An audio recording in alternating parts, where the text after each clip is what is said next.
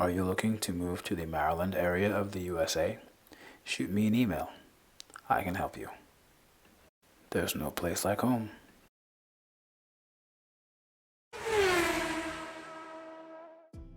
All right, Rodent Sports is back. Finally, the World Cup draw is here. It has been made. We now know the fate of the United States. We're going to take a look at what their situation is. And we're going to take a look a little bit at Group A because that is the group they're paired off with. USA, second team out of pot number 2, behind the Netherlands, who got pot A, who was the first team out, so they got Group A, which was the Qatar group, or the Qatar group, depending on how you say it. USA gets the second draw out, and they get England, who, of course, they played in the World Cup twice, famously upset them in 1950. Famously or infamously, depending on your point of view, drew with them in South Africa 1-1. Rob Green's rather humorous mistaken goal leading to the equalizer for Clint Dempsey and a good point for the United States. So, USA gets England and Iran, who automatically qualified out of the Asian Confederation, and they get the playoff winner of the last European playoff, which is either Scotland, Wales, or Ukraine. Heartbreaking for Ukraine, who of course they got the UEFA to move the playoff to June because of the terrible situation with Russia invading their country. They were absolutely fantastic, and it was a remarkable performance. They won 3-1. It did not flatter them at all. They were dominant from minute 1 in that game. And again, against an expectant Scotland crowd, a good chunk of the Ukrainian team hasn't kicked the ball in a real game since the war started because a lot of the Ukrainian team plays in Ukraine in their league. And their league was suspended as soon as the invasion happened. So you think of this, they have a new coach who had to travel from Ukraine to Slovenia to take training. 1,000-mile trip. He couldn't fly, obviously. I try. Half the team's not played a match at all outside of, practice matches or behind closed doors or whatever friendlies. They haven't played a match that actually counts for something for months. All these people have families, many of them in Ukraine, trying to figure out how to get them out or get them to safety or what's going on with them and all this other stuff. And they come to Scotland, who, earned the home field advantage for potentially both UEFA playoff games with a fantastic performance in their qualifying group, finishing only second to rampaging Denmark. Gave Denmark their only loss in the final group game. And that was the only team, I believe, that beat them in that group as well. There was no reason to think Ukraine was going to have much of a chance. Fitness-wise, games-wise, and yet they came in. They absolutely dominated Scotland. They win. So they advance in the playoff to play Wales, who won the playoff semifinal back in I think it was March. And it's at Cardiff City Stadium in front of an absolutely packed to the gills crowd. And again, Ukraine starts great, and they are sucker punched by a Gareth Bale free kick that hits Andrei Yarmolenko's head and goes in the net for an own goal. Emotional damage! And then after that, it was all Ukraine again. And Wayne Hennessy, much like Thibaut Courtois did for Real Madrid in stealing the European Cup from Liverpool, he stole a World Cup berth for Wales from Ukraine. This motivation of his to destroy. 9 saves, many of them of the absolute top drawer variety.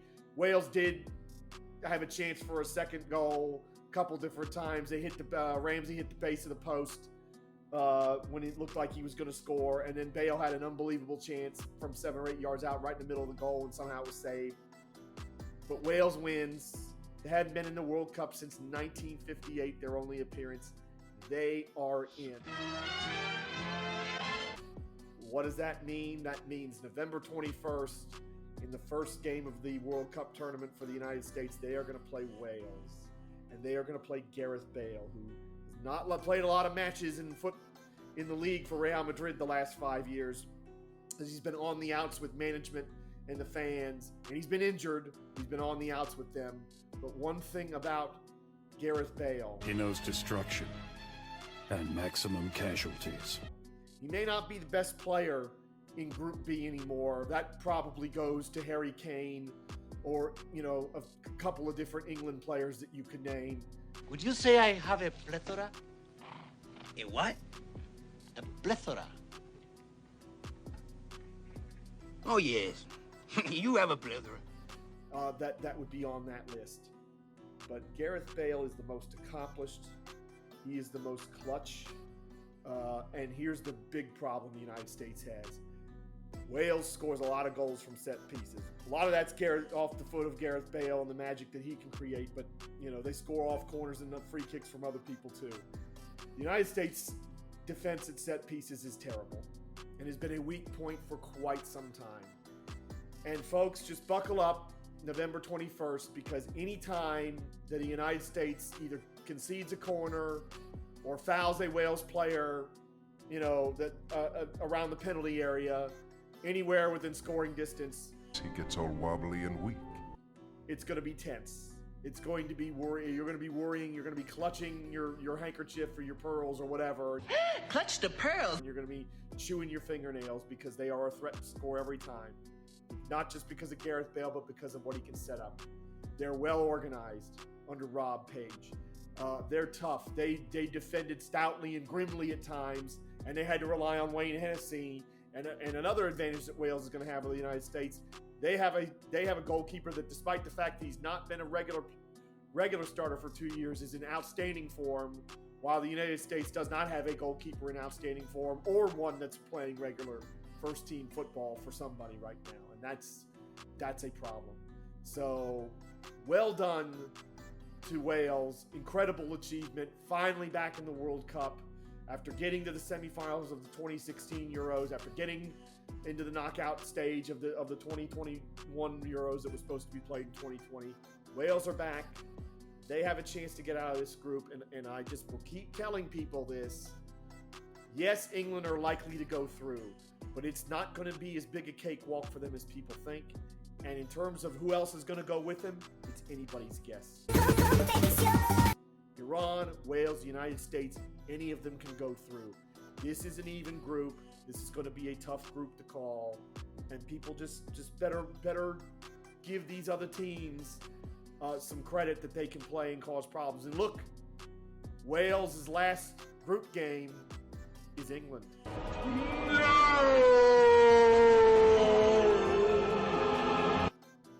And Wales can go through, and if they could possibly even knock England out, oh, what a game that could be. What? Bro, what are you talking about, man? England did beat them at the Euros in 2016 in the group stage 2-1. But I'll tell you what, if Wales have a chance to knock them out or go through, that's going to be one humdinger of a game, and don't count the Welsh out. So, well done to Wales. Commiserations to Ukraine, who did not deserve to lose that game in regulation, and certainly if they had won, I don't think anybody but the most one-eyed Wales supporter would have said they didn't deserve it. And of course, they would have had most of the entire world cheering for them at the World Cup. So in one sense, the United States, Iran, and England might have dodged a bullet with Ukraine not making it. But Wales is going to be tough because Gareth Bale, this is a guy who scored a game-winning goal in the Champions League final, and in another Champions League final scored one of the greatest goals I've ever seen scored in a situation like that. And he is still capable of that magic, even at 32, and even having not played a lot of first-team football the last 5 years. Watch out. Wales is going to be tough.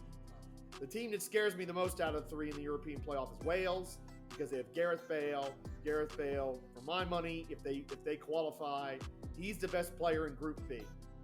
Not Harry Kane or Sterling or any of the English players that you could talk about, or Christian Pulisic or anybody else, it's Gareth Bale, because on his day, when he is on song, you can't stop him. And the guy has done it at the highest levels of this sport for a long time. Hat trick away at Inter Milan when he was with Spurs, which is the thing that sort of launched him. Has a Champions League winning goal in a final for Real Madrid when they won the Decima, the 10th title, which they had been searching for years and years and years. Helped carry Wales to the 2016 European Championships and all the way to the semifinals. Just a brilliant player, and yes, he's had injuries and he's not played that much, but when he puts that Wales shirt on, he is one of the best. And if you catch him on the wrong day, there is not a damn thing you can do to stop him. And that's what makes Wales the scariest team of the three for me. Because if you catch Gareth Bale on the wrong day, oh, you better run for the hills. Because I can tell you this, as a defender, I can't imagine too many more frightening things on earth than having Gareth Bale run at me. and that's where USA's got some questions. The United States defense at set pieces is terrible. In particular, is in defense and at goalkeeper. Gareth Bale's not the person to be going up against if you've got questions in defense. And then you come to Iran, who everybody's going to look at as the soft touch of the minnow. They're not. 4 years ago, they were literally the width of a post away from knocking Portugal out of the group of death in the World Cup. And that was the group of death. You had Portugal, Spain, Iran, and Morocco. Iran and Morocco more than held their own against Portugal and Spain. And but for a bad break here or there, either Iran or Morocco could have got through, and Iran got this close. And if I'm Iran, if I'm sitting in their shoes, I'm looking at that group 4 years ago, and I'm looking at this group, and I'm saying, we can get out of this group. 4 years ago was the group of death. This is not the group of death. We absolutely can get out if we play as well as we did 4 years ago. They're very capable of that. They're still one of the most miserly defenses in football. They conceded 8 goals in 20 qualifying games. That's the semifinals and the final round of Asian qualifying. So they're still tough back there. They've got guys like Sardar Azmoun who scored 10 goals in qualifying. They still have Ali Reza Jahanbakhsh, who played at Brighton in the Premier League and has played in the Eredivisie in Holland, who's a very good player. If they get in front of you, if they get 1-0 up, you're in big trouble, because they are a very hard team to break down. And they will be organized, even with a different manager in tow than what they had 4 years ago, and they will be tough to beat. So do not write Iran off. Don't do it. Now, that brings us to England. The roll call of top-class players.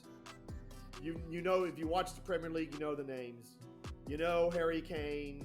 You know Raheem Sterling, Phil Foden, Mason Mount, Jack Grealish, Calvin Phillips. You can just go down the list. You can go down the list. I mean, we're talking about world-class players. Harry Maguire, who may not be playing that great for United, but was one of the players of the tournament, the last tournament for England in the Euros. I mean, to me, their biggest weakness is goalkeeper, because they're not playing the best goalkeeper they have. They've been playing Jordan Pickford, although Jordan Pickford has performed well for Gareth Southgate international level. And then, to me, their other big weakness is Gareth Southgate, is his inherent conservatism, keeping England from being truly as excellent and outstanding as they can be, given all the talent they have at this level. And it's the same question I have for Greg Berhalter. This is the most talented American team any of us have ever seen, but they're very young. And can Greg Berhalter get the best out of him, or is his inherent conservatism going to be a problem? We'll see. This is doable for the United States. It is doable to get out of this group. And it would be a great thing to get our very young squad that experience of playing in the knockout stage, so that 4 years from now, when something really special could happen on American soil, they have that experience. But they've got to get it first, and it is doable, but it's going to be hard. This group is not a dream draw, as some of the English pundits were saying. Oh, this is a dream draw for England. I'd be real careful about that, Because I'll tell you this, if it's Scotland or Wales and England has to go to that final game needing something and they're playing Scotland and Wales, oh brother, it's going to get real feisty. And you just, to me, England's clearly the best team in the group, but it's a lot harder to split the other three than you think.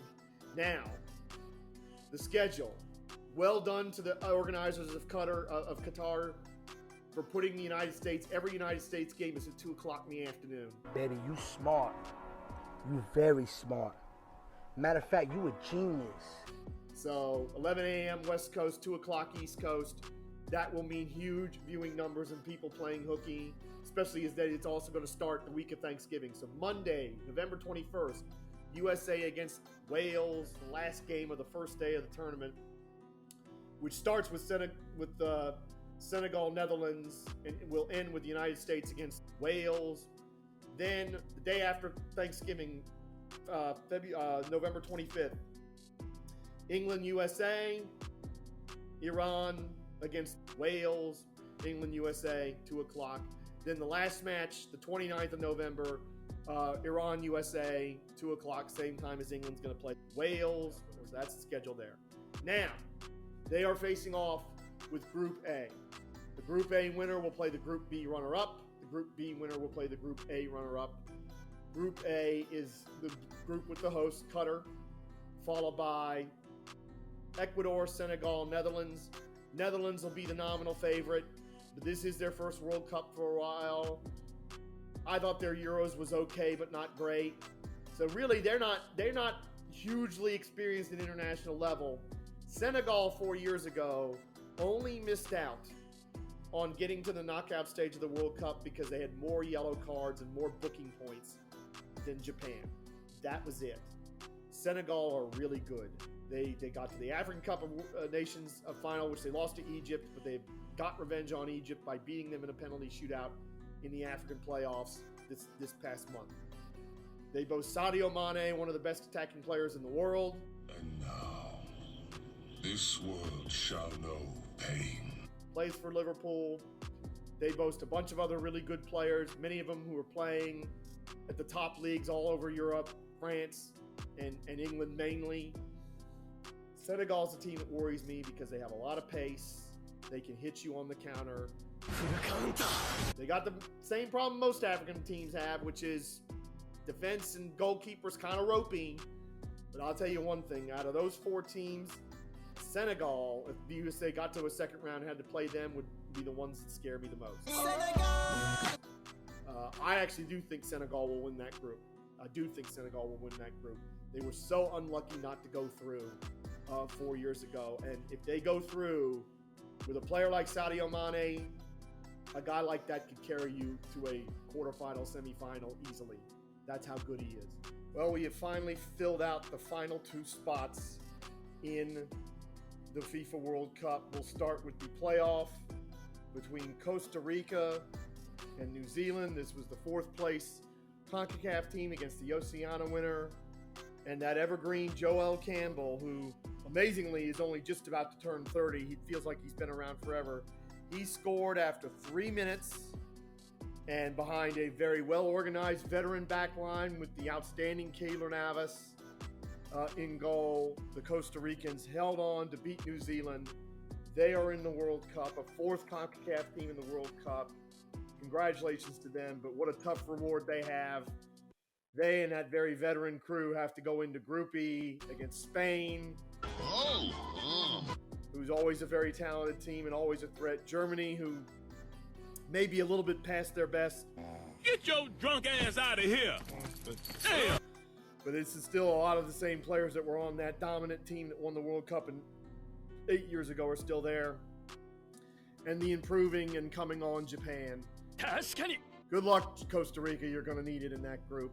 Because when you go through their lineup that's either started or came in reserves, you got a lot of people over 30s, a lot of people in their mid 30s that were there when they made the quarterfinals in 2014 in that tournament. A lot of people are still there.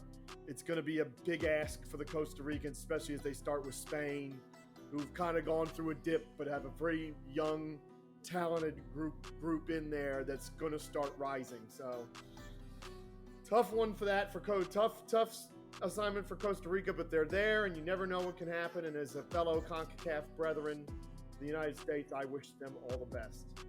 The other playoff was between the 5th place team in South America, CONMEBOL, which was Peru, and Australia, who won the 3rd place playoff in Asia the previous week. They had played the United Arab Emirates and won with a late goal. Well, this one went all the way to penalties, and it was a strange game. Australia were much the better team, but 30 seconds into the second half extra time, Peru should have scored. They hit the post, had an attempted clearance from Australia that almost ended up in the net for an own goal, and contrived not to score when they should have. Australia wins the penalty shootout despite missing the first penalty. They convert their next 5, and Peru misses 2, and they go through. What does Australia get? They get a pretty tough group themselves. They get France, the defending World Cup champions. They get Denmark, who rampaged through their qualifying stage to qualify automatically. They get Tunisia. I always wear a Trojan when I go back door. Give me a break, you dumbass. But here's the one issue I want to point out. Australia and Costa Rica will have an advantage that almost nobody else has, except for the teams in that part of the world that play in the Middle East, and that is that they are used to the conditions. All the playoff games took place in Qatar, in Doha, at the 2 different stadiums in Doha.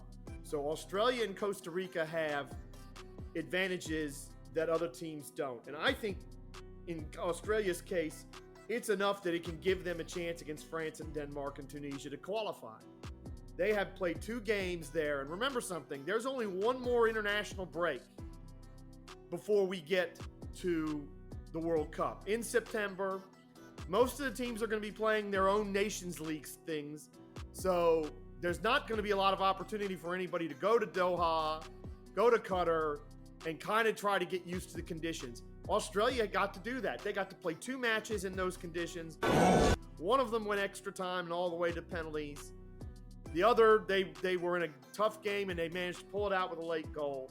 And I think Australia has a huge advantage because, remember, this is going to be unlike any other World Cup. There aren't going to be any warm-up friendlies like we would normally have in a Summer World Cup. All the big leagues are going to be going right up until a week before. I think the Premier League stops there 6 days before. I think most of the other big leagues in Europe, where most of the players that are in this thing are coming from, are going right up to that. They're going right up to a similar thing. So most of these players are going to be playing, in whatever conditions they're playing in the, late October, early November in France or Spain or Italy or Germany or England or wherever in Europe. And then they're going to be dropped into Qatar in November and let's go play. And there's going to be an adjustment. There just has to be an adjustment to that. That's going to be difficult. And so a team like Australia, and granted they have the toughest start possible. They have to play the defending champions, France. First up, November 22nd. It don't look good for the good guys.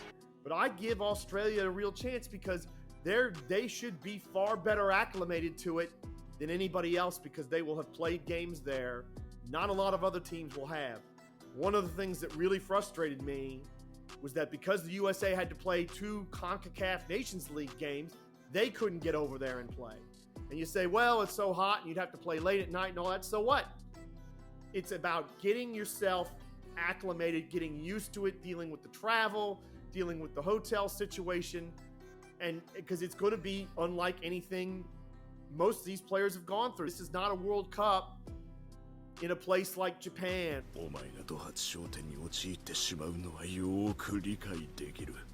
Or South Korea, or North America or Europe, where you're going to have, there's plenty of facilities, there's plenty of hotels, there's a place where you can get away and be away from most of the crowds and really focus. I got 5 on it.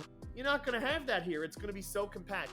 So I think Australia in Group D, even though it's a tough group, and even though France and Denmark are really good, you've got to upgrade Australia's chances a little bit because they will simply have had the advantage of playing over there in Doha and getting an idea of what those conditions are going to be like. So I mean, that's something I think that's worth watching in these playoffs. We finally have our 32 teams. Hallelujah. Before long, we'll be doing brackets, and everybody will be figuring out which fantasy players they're going to have and all that.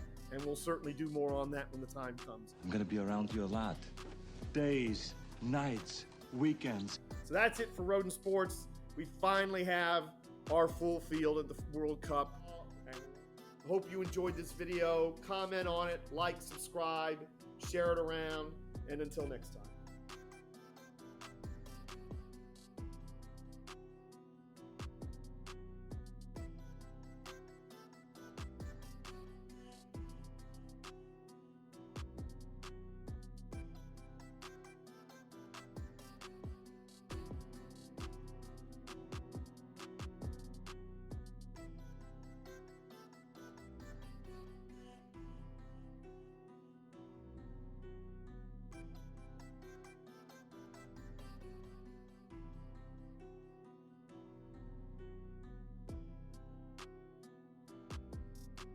Stupid!